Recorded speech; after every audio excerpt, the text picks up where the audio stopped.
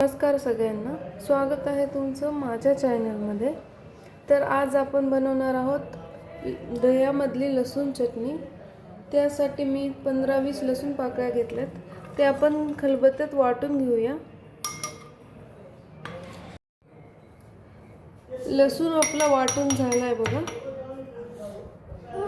ह्यात आता आपण 4 चमचे तेल ॲड करूया। तेल आपलं छान तापले, त्यात 1 चमचाभर जिरे घालूया।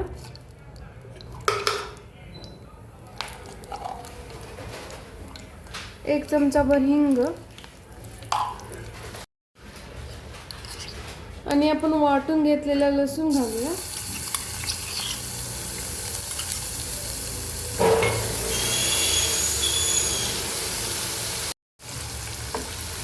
गॅसची फ्लेम लोच ठेवायचं आणि हलकासा ब्राऊन कलर येईपर्यंत त्याला सारखं हलवत राहायचं। लसूणचा कलर चेंज झालाय बघा। आता आपण त्यात मसाले घालूया। 1 छोटा चमचा भरून धने पावडर घालूया। 1 चमचा भरून लाल तिखट आणि 1 चमचा हळदी घालूया आणि मिक्स करून घेऊ। आता ह्यात आपण थोडंसं पाणी ॲड करूया, म्हणजे मसाले चांगले शिजतील आणि करपणार नाही।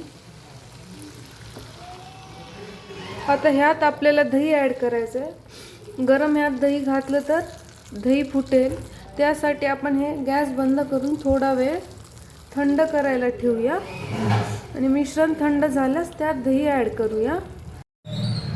चटणी आपली थंड झाली आहे बघा, त्यात आता दही ॲड करूया। दही आधीच व्यवस्थित सगळं फेटून घ्यायचं, मगच घालायचं। हे बघा, हे अर्धी वाटी दही ॲड करते मी। दही छान फेटायचं, मग घालायचं आणि गॅसची फ्लेम एकदम लो ठेवायची। हे बघा, दही व्यवस्थित मिक्स झालं। आता यात चवीपुरतं मीठ ॲड करूया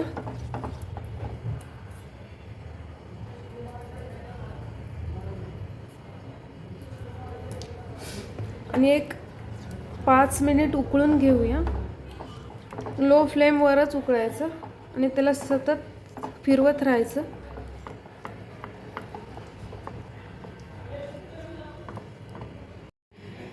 हे बघा, आपली लसूणची चटणी झाली तयार।